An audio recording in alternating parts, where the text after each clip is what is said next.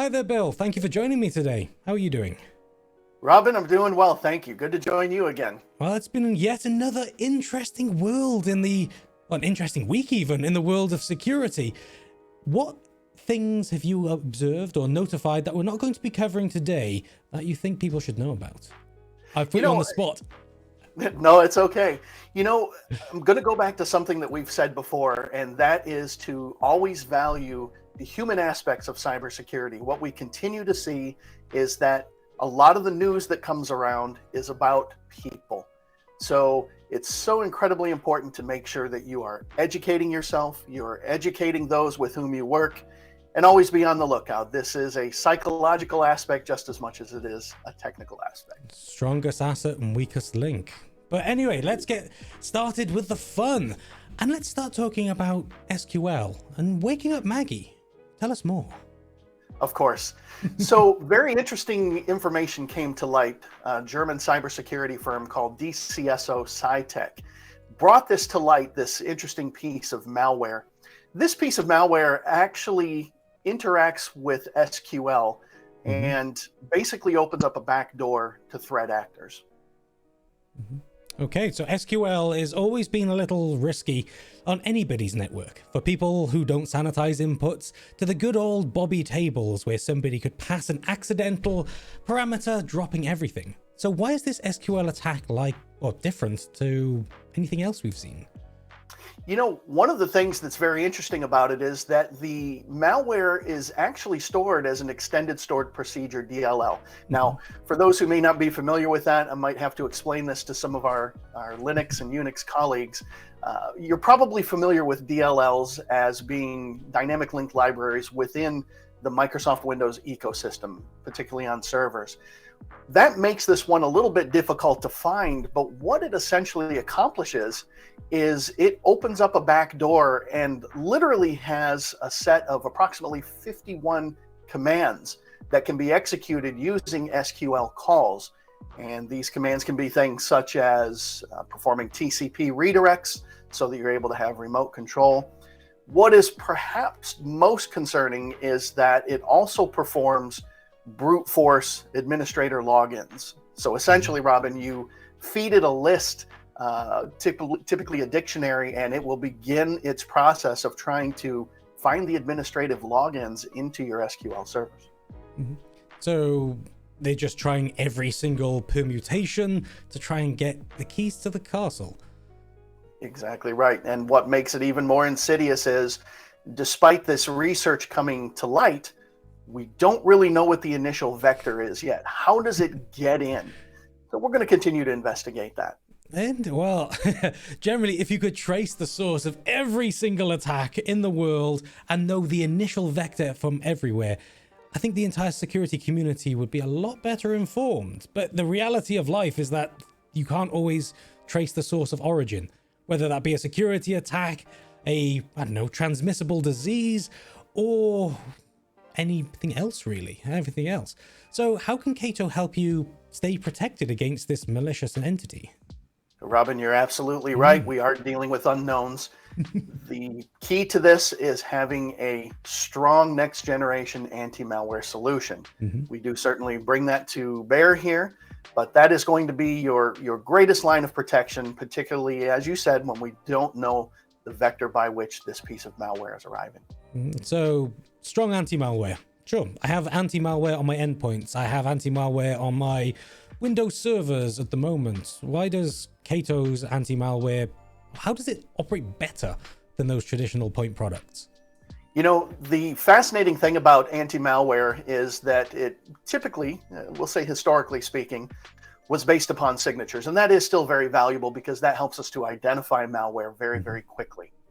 Next generation anti-malware takes that another step further, and that's really where Cato Networks is strong. It is able to analyze malware simply based upon some of the behaviors that this malware may happen to perform. We don't need specific signatures, and the great thing is we do this all on the fly. It's local. There's no need to do any kind of sandboxing.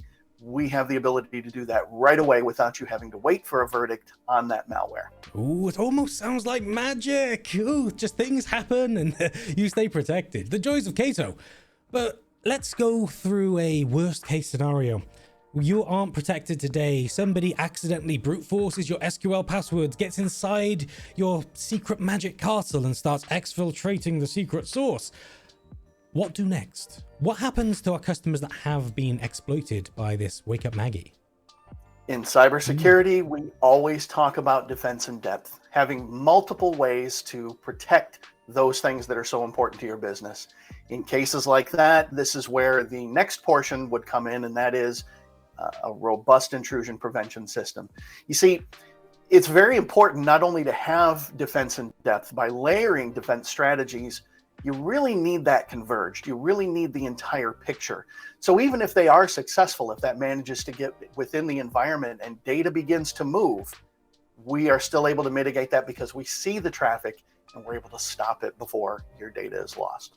That's all good. Realistically, 100% prevention isn't really feasible from any vendor out there at all, because that's the great thing about cyber attackers, cyber criminals, those who are posing you threats. They're smart.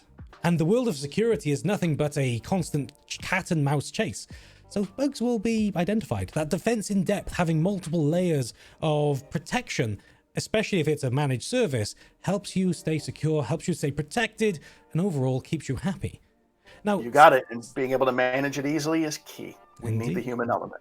Now, since you mentioned IPS, I think that might be a good segue onto the second big security incident of the week, and that will be Proxy Not Shell. Tell me more. You bet.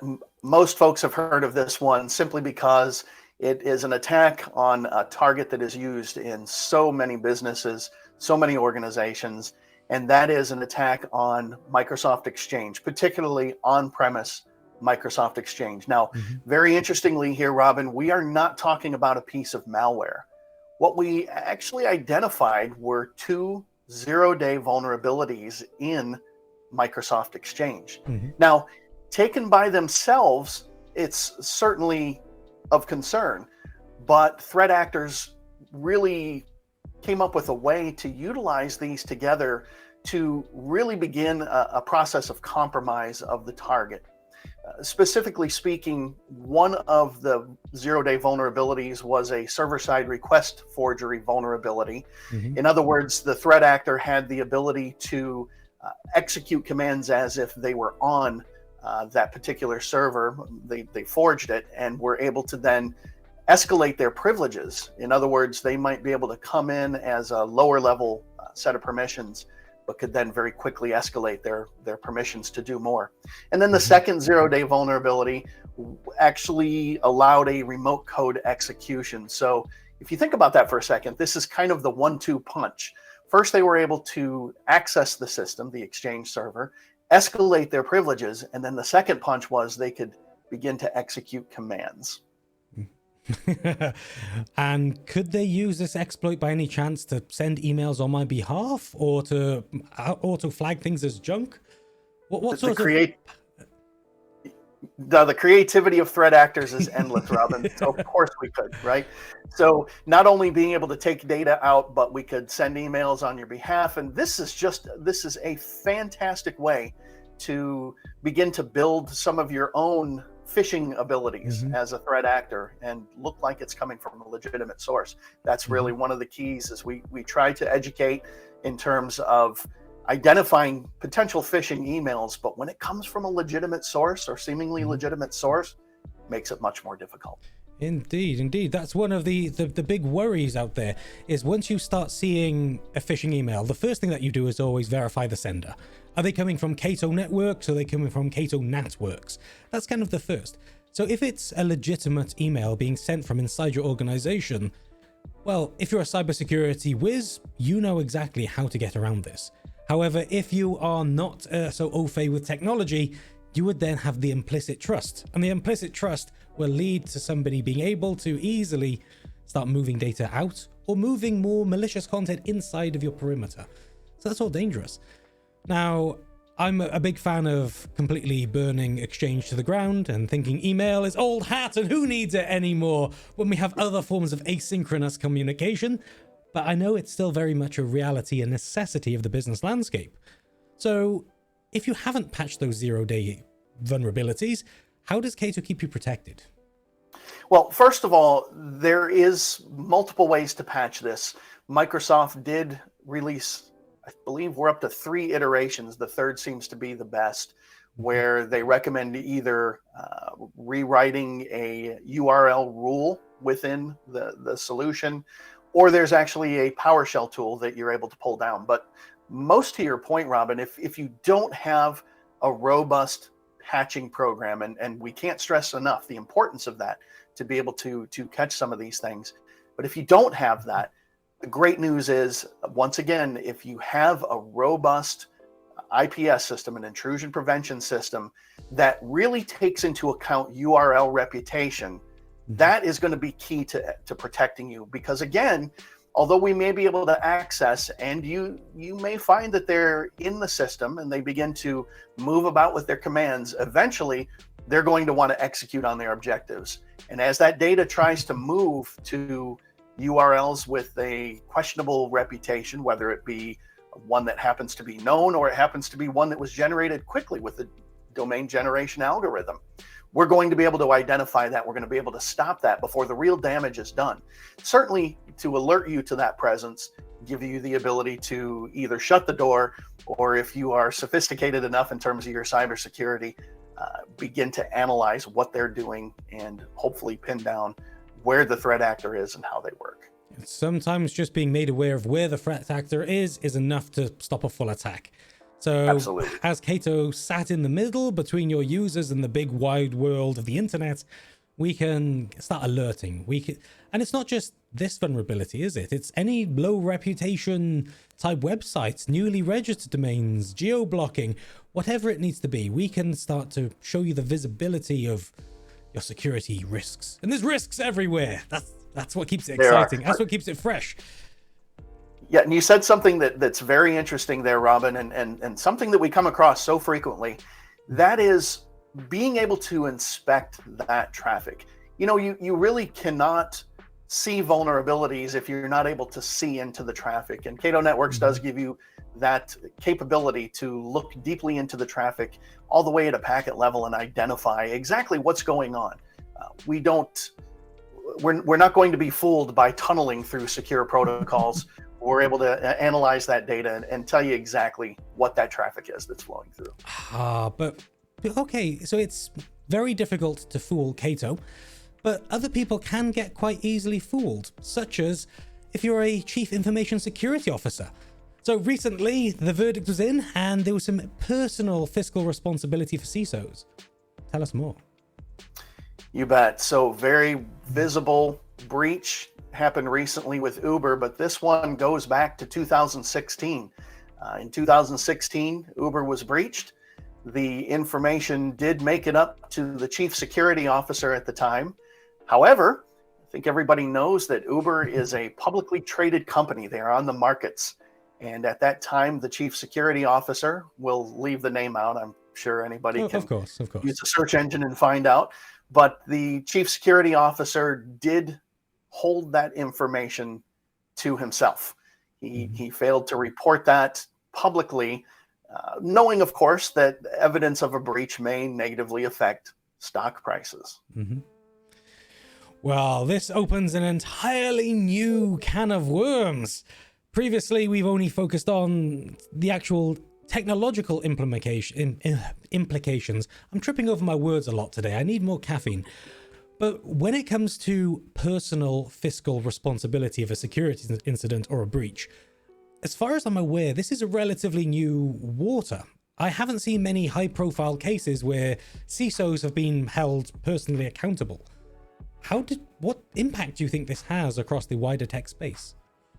Well, we need to be very discerning concerning this case. This was not a situation where the CSO was convicted because of the breach. That's what's very interesting. In fact, any of the charges that were around the breach were dropped right away. The key here is the cover-up of the knowledge. And it even took another step further. Not only did the CSO attempt to conceal that knowledge from going public, but they actually tried to conceal the threat actors themselves. See, that's part of the problem.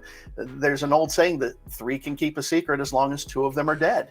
And in this particular case, this CSO knew that the threat actors could also go public. So he attempted to cover it up around a bug bounty program and so forth. But this personal accountability is very interesting because once again, this was a choice that was made by the leadership. And it really does raise an interesting question, Robin, about how far up and down the chain does that accountability go? This was a chief security officer, but does it go to the vice president? Does it go to the cybersecurity manager? Really, the key to this is openness and transparency. We used to always say it: document, document, document. Anytime you see anything like this, you need to make sure that it's documented, particularly if you're a publicly traded company. But I would argue, as a security practitioner, you should always have that transparency and be ready to show. When it comes to just individual job security as well, let's just take the best practice out. Imagine you're a developer, or you work in finance or accounting, and you see data lost somewhere. You see somebody get into the system where they shouldn't. You see somebody walk behind reception and start touching a computer. Do you say anything? Now, if you don't say anything, think of the risk. Think of the implication. But what happens if you do say something and it doesn't go your way? What then? Yeah, it's a great point, and this really boils down to culture, Robin. You really need to understand that when it comes to cybersecurity, if you are aware of something, you are bound to say something to the right people. And could it blow back on you potentially? You know, it certainly could, but we have to ask ourselves, if it does blow back, is that the kind of culture to which we want to contribute our valuable IT skills? It really is something to think about, and this does begin to enter the realm of your moral obligation when it comes to cybersecurity. We live a digital lifestyle today. So we really are responsible for making sure that that's secure for everyone. Yeah, so we're very focused on the tech space, but there's also the physical space. Now, last week I was in central London, and there's still signs around saying, if you see something suspicious, report it. And it's not just people leaving USB sticks around. It could be an unattended backpack or something similar. So the fact that we have one CISO that has been held responsible and accountable for covering up a large incident, it does raise that good question of how far down the chain does it go? And currently, the level of precedent, I don't think has been fully established everywhere, but this news article, I'm sure, has lots of people scared and lots of people reviewing their internal security and openness approaches. So luckily, if you have a corporate culture that welcomes people to share and be open and honest, like we have here at Cato, FYI, if anybody's looking for a job, we have many careers open. But if you don't have that level of openness, then you might not have your business might not have longevity, put it that way. Very well. So when we talk about openness, we can't ignore the fact of open source or open accessibility. Hacking has often been a difficult thing to get into unless you're a little script kiddie, and it's got even easier. Let's talk about phishing as a service and how this has escalated over the past few weeks. Do you have anything you can share with us? I certainly do, Robin. And earlier you were stumbling over your words a little bit, saying that you needed a little bit more caffeine. So we're going to give you a little bit more caffeine here, right? So one of the items that has come up on the news blogs recently is the phishing as a service known as Caffeine. So Caffeine is remarkable in a couple different ways. Now, you really hit upon it just now. Typically speaking, a lot of folks think that hacking or being a threat actor involves deep knowledge of some esoteric operating systems and a whole bunch of tools at your side, and you act in a dark room and so forth. But it's really not the case anymore. Being enterprise capitalists, threat actors have come up with ways to be able to sell their services essentially for those who want it. Now, Caffeine is very interesting. This is a new phishing service that you can log on to. There's actually a front-end web portal, and it requires nothing more than open registration. So there's no dark phone calls that need to take place or encrypted communications. You literally log in, create yourself an account, and you swipe a credit card for a subscription service. In fact, the subscription service ranges anywhere from $250 a month, or you can buy the service for the low cost of $850 for a 6-month period. And this service will essentially allow you to create phishing attacks and deploy them. And the remarkable thing about this, Robin, is that they even have a customer service department. So if you're having a little bit of trouble developing your phishing attack, well, they're just a phone call away to be able to help you. I've always found that criminals have the best customer service, after all, because that industry is 100% reputation driven. If you're seen as having a bad reputation, if you can't deliver, then whether you're ordering cars on demand, stolen meat from a butcher shop, or a phishing attack, you know, customer service is key. So how much money have you spent on this caffeine service this past week?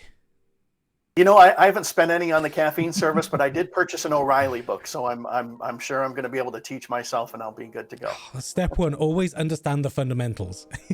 That's right. If you understand that, then everything else gets a lot easier moving forward. So, if you have somebody that has decided they have $250 spare in their pocket, they want to launch a wide phishing attack, and they go on here and start entering their typeform data, how can you prevent against it? Because surely this is going to ratchet up the quantity of phishing attacks substantially. And we know today even simple security practitioners can get easily fooled, especially if there's a Microsoft RCE which allows insider threat attacks. So how is this sort of approach going to change the entire security landscape? Well, it certainly broadens the availability of these kinds of tools to threat actors. And bear in mind, we make a little bit of a joke about the small financial commitment that it takes to take part in this. But there really is value for the money for threat actors. They're given a set of templates that look legitimate, and oftentimes that's one of the first protections against phishing attacks. They also promise anti-detection and anti-analysis of the campaigns that are kicked off. And that may be the case in terms of the source. They do certainly try to protect the identities of the threat actors. But the good news is, provided you have, again, an intrusion prevention system that also looks at things like URL reputations and is able to filter that, although the phishing campaign may be able to be launched, it's going to be caught. Certainly as soon as the phishing attack lands in somebody's inbox, and they're tempted to click those URLs, those links that look so simple. An intrusion prevention system is able to prevent that based upon its reputation, as well as known filters for bad domains. As well, typically we will see them try to launch an application that may live somewhere on the web that could steal credentials or the like.